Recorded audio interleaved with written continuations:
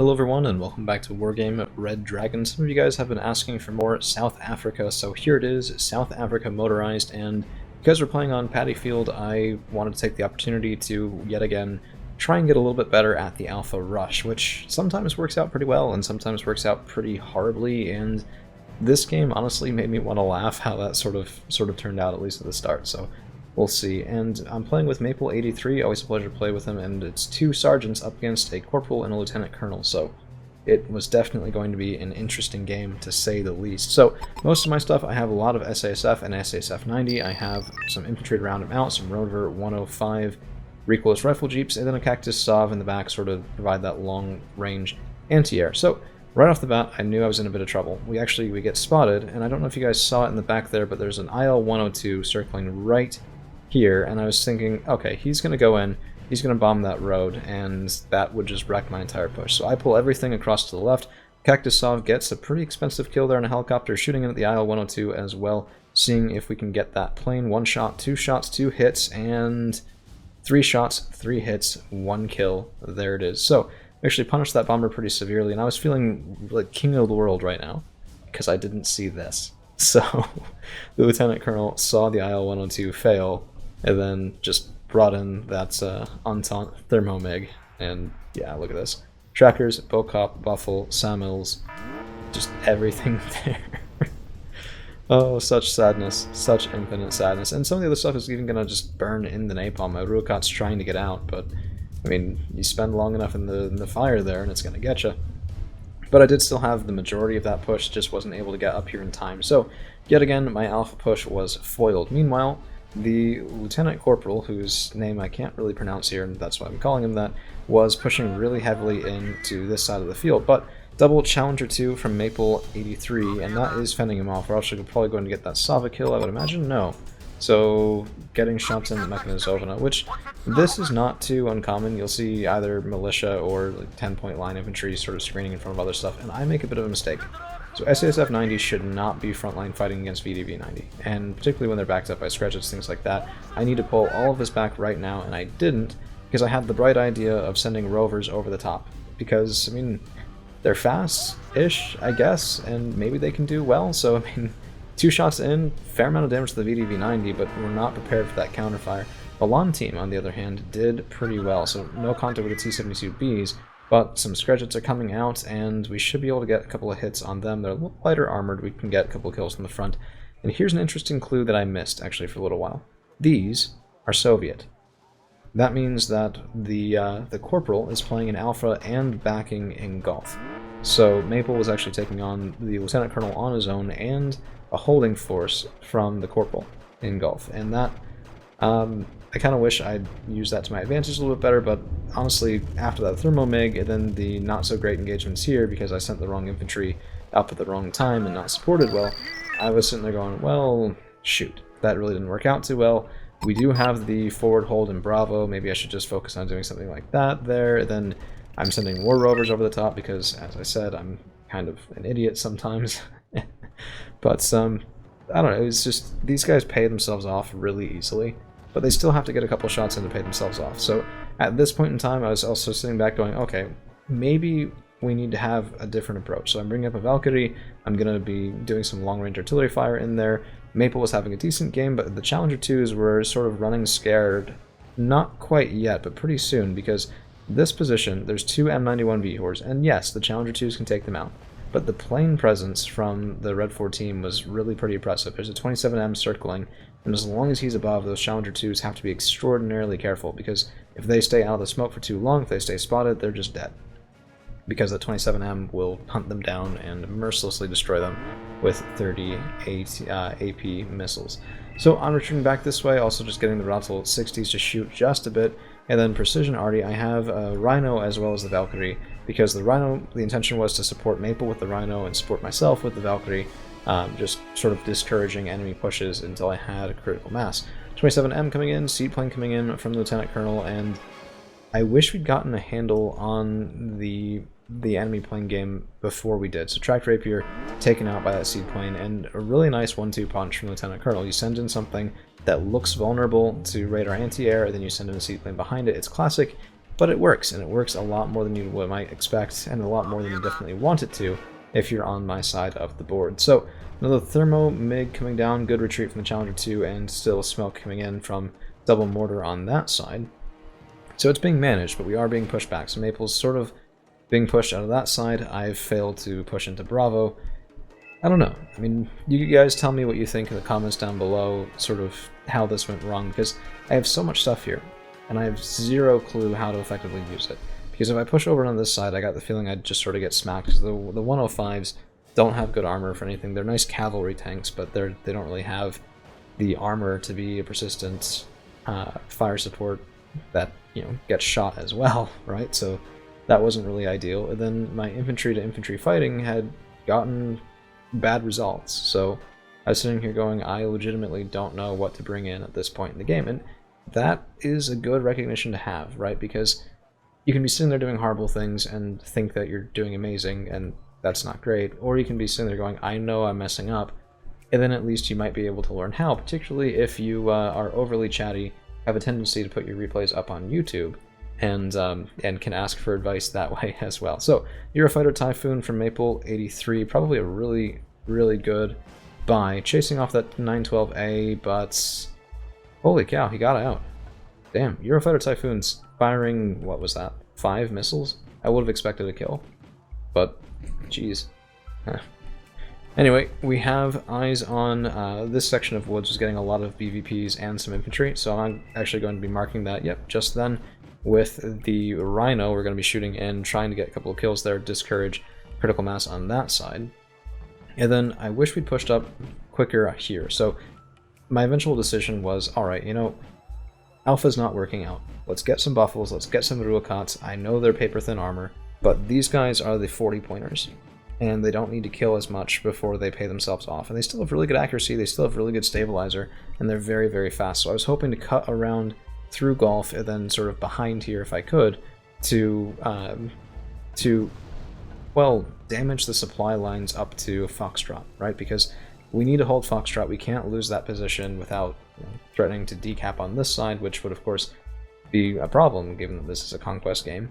And I thought to myself, if I can get guns up here, then we can shoot across over into this section and really sort of discourage anything coming up this way, because if you have to choose your frontal armor facing at, you know, 2 Challenger 2s or at a Ruakat 76, I know which one, or 105, I know which one I would do, but then the guns on these guys can actually get some decent kills. So the problem was my smoke screen was probably a little bit too early, kind of gave away the game, and then I didn't have much that could take on, so BMPTs have enough frontal armor that it caused me some trouble. So we're getting some shots in, but not enough. There's a T-72B right here. I'm unloading Bocop, trying to get into the town.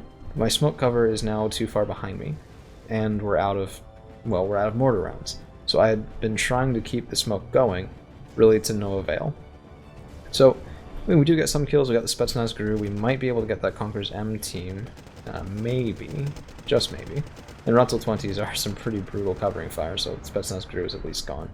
But we've lost all but one of the Ruakats, and that sort of whole push ended up not really being that successful, unfortunately. So, you win some, you lose a lot, but it's a lesson learned. I needed a heavier tank to do that. I'm actually thinking about switching from South Africa Moto to South Africa General. I mean, this is one of the things you can see in a lot of deck building guides, is usually specialization, unless you know what you're doing, is cutting off your nose to spite your face. And I really felt the lack of some of those heavier tools in this game. And I have all the Bocop I want. I have all the SASF I want. That's not what this was missing.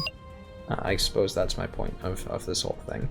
And yeah, I don't know. I mean, it could be fun.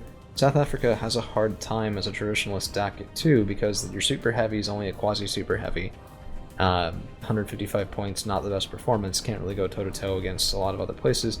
And because you're not in any coalitions, you can't really make up for that with coalition weapons. But now that Eurofighter is getting a couple of nice shots in there, 1 kill, does get out alive, GR7 gets a 2nd kill, so that's 2 Red 4 planes gone in a flash. And the Beta 90 actually got lots of snebs online, got some decent kills with that as well, so I was pretty happy. We're going to be trying not to stay in one place, just because anti-air or even artillery can knock you out of the sky if you're staying in one place for too long. Thermo Mid coming in, and unfortunately that guy's still alive, and just an absolute pain in the ass. Oh my goodness. Oh my goodness.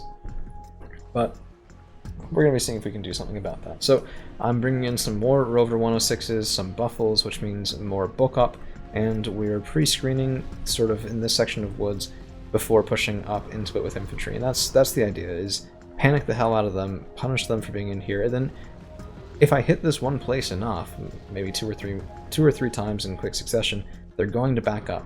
Because why would you keep everything in a spot that's just going to get pounded? So my intention with this was to damage them if they're here, then eventually force them back into being up here. So getting a positional advantage that would stop the Red 14 from being able to countercap, if nothing else. That was the intention. Okay, so we haven't talked about it too much this game, but there was a lot of play over on the left-hand side, so Royal Marines and SBS from Maple 83 holding on this side really effectively. And a storm... oh, geez. That's not the storm that we were thinking about, is it? Anyway, storm transport, but this move from Ascalon kind of chagrined me a little bit, I guess is probably a poor way of saying it, but I was unhappy, because that meant that my opponent felt comfortable enough with our side of the board to support his ally, the Lieutenant Colonel. And I don't know, I mean, I never want to be the ally who lets my teammate get double teamed. And this is a lot of EDV 90, sorry for the sirens in the background, it's a lot of stuff. And it does immediately kind of panic Maple 83. He's moving his Royal Marines back, trying to get out of dodge. Super Gallup coming in, let's see what he's shooting at. That's a dead Stormer. But at least the Challenger 2s are still alive, and we should be smoking up on this side with the Valkyrie as sort of a last-minute thing. I think, well, no, he still had his mortars. I don't know what the deal was. But at a certain point, I was asked to use the Valkyrie for smoke. So, let's see. Nope, not this volley. I guess it's coming pretty soon. But yeah, VDV 90, Screjets, all of this stuff pushing in, and I was sitting there going, I need to put more pressure on, because I'm effectively encouraging my own teammate to have a bad game by not being able to sufficiently pressure my side of the map. So if you notice, this round of artillery is slightly farther back than the previous. We're just rolling up this slope, trying to inch our way, and now we're going to be getting some Bocop 90 up, forward, and in, along with some SASF 90. These guys are not going to go far in. The intention was just to hold them sort of around here, make sure that my opponent couldn't get any supporting helicopters back there, because the Stingers should be able to take that out. In the meantime, yeah, I mean, this is becoming a bit of a bad engagement. ADV 90 everywhere, Era 2 coming up, far enough to hit the Challenger 2s, and there's the Super Gallup again. ATGM's also chasing in, and let's see, missile on the way. 2 missiles on the way. Jeez, that's a lucky Challenger 2. Goodness gracious sakes alive. Okay, this might have been it, because, well, it's starting to show less ammunition, but not nothing. 25T, not able to find a target there. And, yeah, the fact that he was alive that far back kind of pissed me off. It's like, come on, it's a plane that's loitering, and he's loitering for that long on our section of the map. It's like, goodness gracious. Goodness gracious. I think actually, okay, so one of the mortars is just straight up dead. Seed Queen back here as well. Sava has been stationary long enough that I think he was about to draw fire from the Rhino, and a Cheetah Seabuy is coming here to say, hey, get the heck out of our skies. Seaplane killed, Cheetah Sea is evac ordered, and that does force the SC-25T away, at least for right now. Rovers, yeah, mixed bag again. T-72B, we actually put some decent hurt on him, to be honest. That's not too terrible. Let's see. Yeah, now it's kind of not going well. More fire support from other tanks as well, sort of shorted out that one's success. But the Bocop are doing well, SASF are doing well, and if we can get through this, we should be able to do well. So, micro mistake on my part, the FN mag should be turned off at this point. We should be killing the MTLBVs first, and the second group should have been doing that and wasn't. So because of that, the MTLBVs held long enough, Motostoki held long enough, now there's T-72Vs back here, and this whole engagement is just, yet again, a bit of a wash. So at this point I decided to be an outright asshole and bring the Oryx around. If it sounds like I'm tired, by the way, I am. I had a really long night last night, and today's plus yesterday's I recorded sort of at the end of that. On a little bit less sleep than I'd really wanted to, but even when I have long days at work, I want to sort of make sure that there's something up for you guys. And it led to a sloppy game, but I don't know, opportunities for learning there as well. My Oryx gets just shot right down.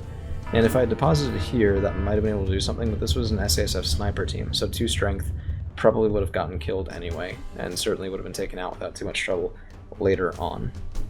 So, both Challenger 2s still alive, not in the best condition, so a couple of Avis stalwarts are nearby, and that would have been nice to see them heal these guys up, because this is the big boy. Previously it was just M91 V-Horse. This is the M91A, 170 points, 22 frontal armor, 10 rounds a minute. If both the Challenger 2s are damaged and unhappy, a single M91A V-Horse could reasonably kill them. So that was definitely a big worry for both me and Maple at the time.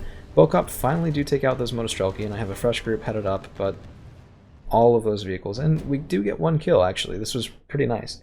People underestimate the FT5, but that's 23 AP power. That's no slouch right there, and you can slam into the frontal armor of a fair bit and come out a little bit better for it. So I'm marking these woods just because I saw the M91A V-Horde get a little farther up than I was really expecting him to. Once the Red 4 team can secure this side, they can countercap. And we have a +1, but it's pretty fragile if they cap Golf as well and countercap Foxtrot. That's going to be a +1 for them, and then a little bit of push on this side, countercap here, that could become a +2. We had a good position, but it was not an amazing position, and there is a big difference between those. So Beta 90's up here just trying to discourage the M91A, get a couple of kills if we can. Almost got that BBP. Not quite. Let's see. Second one. Oh, jeez. And I did actually go chasing, I believe, yep, Cheetah C's chasing a little bit too far against the 25T. Going in against the Yak, though. 1 missile, 1 hit. Pretty good, but I lost the Cheetah C, so not so good there. On the other hand, my Rurokat ZA HVM was able to get revenge, so not the best trade. Cheetah C's, I believe, are 145 points, Yak 141s are 140, so technically I lost out by 5 points, but it's more of just, I wanted to get something good going on this side, and I didn't want to shell out another 145 points for another ASF. So the Valkyries are reloading. My Rhino is, I believe, finally targeting, yep, here it is, targeting the Sava after all this time. It's a tricky thing when your ally has a howitzer and just says, hey, mark targets. It means I'm also not really going to look on your side, because I would assume if you see a target like that, you're going to tell me. Maybe that's a bit of an ask, but eventually, because there weren't any called targets, I looked over, I saw the Sava, and that was a pretty decent kill. Also should allow my Beta 90 to operate with a bit more freedom. Not all the freedom in the world, but just a bit. Buccaneer coming in, and this broke my heart. So there was a command vehicle back there. We saw it for just a second. Let's take a look. BMD 2K right back there. We had vision. We had it. And then we also lost vision on the M91As. So I really wanted that kill. And because of that, I overchased. Down goes the Buccaneer to a bunch of angry anti-air. I was really upset. I was like, oh, come on. We could have had it. We could have had it. I think the GR7 was called in for the same command vehicle, to be honest. And both of those planes, no, okay, he was missiles away over here. Might have been chasing the anti-air, not really sure. But we did spot the BMT-2K again, and I was sitting there going, okay, is he just going to go right there? Because even if I lose track of him in the woods, the second Golf becomes capped. Yeah, there's the attack marker. Really hard to read my name in that, but Evan Legatus. And, yeah, I can see you. And if I can see you, that means that I can get a tighter dispersion off the Rhino. So this guy, you can stand up to 1 hit or 2 probably, but it's one top armor, 2 side armor, 2 front, 1 back, so not exactly the toughest. And now my Cheetah C is going back in against the 25T. I kind of said, you know, if they're going to put both their eggs in one basket, let's put both of our eggs in one basket, at least for right now, and then still apply just a little bit of pressure over time here. SASF can kill Motostrelki for days, even though they don't have a tertiary. The Vector R5 is more than sufficient with their elite training to chew through Motostrelki. The problem is the BMPT. So one of these kills kind of makes up for the 3 groups of Motostrelki here, and I'm devoting way more resources to it. But here is the rush. Rurokat 76s, Rurokat 105, trying to get kills in, but this is 1, 2, 3 90-point Soviet tanks. And I wasn't aware of that. So I get one of them. Not really the worst there, because I mean, I probably lost about 130 points on that, and we did get only one of the 90-pointers, but I mean, the infantry's nearly through. If I can get a BMPT, if I can get any of the other T-72Bs, that could well be worth it. Weapons jammed as well, but here comes an IL-102, and that's going to make me very, very, very sad. We actually did get a kerosene leak, but not quite a kill with all the SASF, and yeah, that that's in tatters. That's not great. However, as I've shown you guys before, never underestimate one man with an FT5 or an LRAC. So we find the T-72s, we get one more shot off on the almost dead T-72. The other one's coming up to shoot, and I mean, he will get the kill there, but going down to 1 point of strength, that has to be somewhat of a problem for the Soviet player. I don't know. I'm not entirely sure I'd be too worried, but I really wanted that push to pay for itself, and that actually we did get the kill with bulk up, so I believe we got the kill there. Let's take a quick peek here. No. So there's 1, 2, we hit him, but we weren't enough to kill him. But, I mean, the bulk up are chasing, that should be fine. G2C did get the 25T finally, so actually, he did hit the Challenger Mark II with the plane. Goodness gracious, that always cracks me up. It's like if you can't use your missiles, just use the plane, I guess. But there's another one coming in. I only had 1 G2C, it had already been evac, so this guy does have sort of free reign here. My ZHVM is all out of missiles, but double tracked rapier, and that should, you'd imagine, be a kill. Yeah, from the Stormer, actually. So 1, 2, 3 anti-air pieces, 4 anti-air pieces, all dedicated to stopping the plane game from the Red 4 team, and it does eventually work. You can eventually get there. So, Buffles, Bulkop, and all of that shooting in, Motostrelki shooting in as well, and I brought up the Beta 90. This was a bit risky, because if a Sava was back here, that could have potentially gotten this guy, but I wanted something hitting the Motostrelki, because my Buffles aren't going to be killing that very quickly at all. So that's what I brought him up for. The Ingwe is also just clearing things out there. Thermomig coming in again, and I was thinking, okay, please hit the Buffles instead of anything over here. I really would prefer having the bulk up 90 get through. Because you can see, my opponent's healing up his tanks, but he hasn't quite yet. So every pip of strength that goes back on that guy makes it harder for me to get through. But 2 bulk up 90, 2 FT5 shots. There's 1, down to 1 point of strength. Wouldn't have survived if he hadn't healed up previously, and that's the 90-point kill. Now we're getting to the point where this can be worthwhile. Because we're getting a forward presence in Alpha, I could potentially even get a counter cap here, and we're also making him bleed, finally, with those tanks and BMPTs that had been just the bane of my existence for a while. Plus, this was pretty nice. So I don't know if it was the SASF or if it was the Buffalo, but I think it was the infantry here, actually spotting the enemy BMD-2K in Hotel, and I don't really understand this command vehicle positioning. So you have the ever-predictable spot back here, and then you have the other ever-predictable spot right here. These are probably going to be the first 2 blind-fired, I would imagine, if not the town, because if it's a vehicle, it's going to be here or here, is where you think. Then if it's infantry, it's probably going to be in the town to get that 70% infantry damage resist. But I've never seen there before. On the other hand, it didn't really hide very well. So I highly recommend, I've had good success over here, just sort of at the edge of the woods on that side. People don't tend to shoot into that very much. My howitzer is already on the way, pounding in, and not quite able to get the kill here. 5 points of strength left. And I was kind of frustrated about that because it was a tight dispersion pattern. And we just swung a little bit too far to the right, 2 points of strength, and not quite able to get the kill there. But I don't know, we still have eyes on, there still is more that can be done with that, and we've taken most of Golf, we've cleared out Foxtrot. Red 4 team's definitely on the back foot now, with 16 minutes left in the game, and over half of the capture points already in our bucket here. So, this early of a cap again, I was sitting there going, okay, I shot here, he moved, he probably moved right there, let's just fire it again. So the Rhino's already pretty much done targeting. I think I started shooting at that section of woods before he even re-counter-capped it. Sorry, not countered, recapped it after all.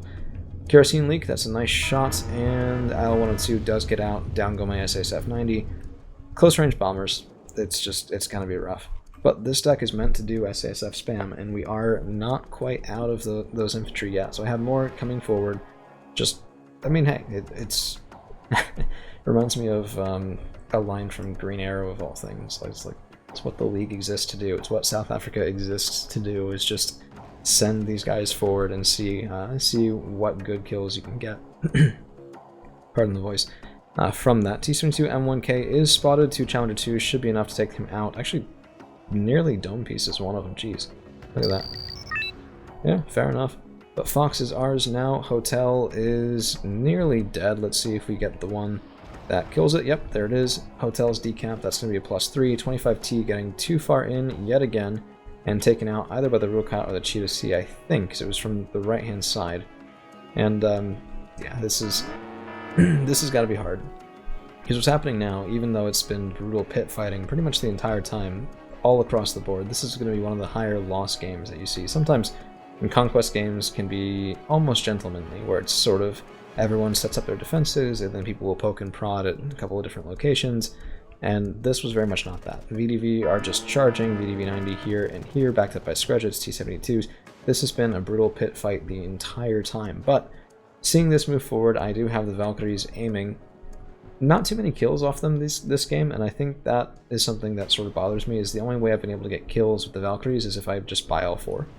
But that's extremely expensive. That's 240 points for some HE work that amounts to about the same as you can expect off of an Uragan, so not too thrilled with this guy's performance. On the other hand, that was a good hit, down to 9 strength from the VDV on that side, and these guys just barely sort of got out of it. So if that volley had gone in a bit prior, or if I had aimed a little bit nearer in, could have been worthwhile. As it is, possibly not so much. The Ruakot 105s, I love doing this in the late game, just sending these guys forward. We did kill a pretty expensive tank, and then don't attack move these guys, just run them. Because that 60% stabilizer is good enough for most purposes here.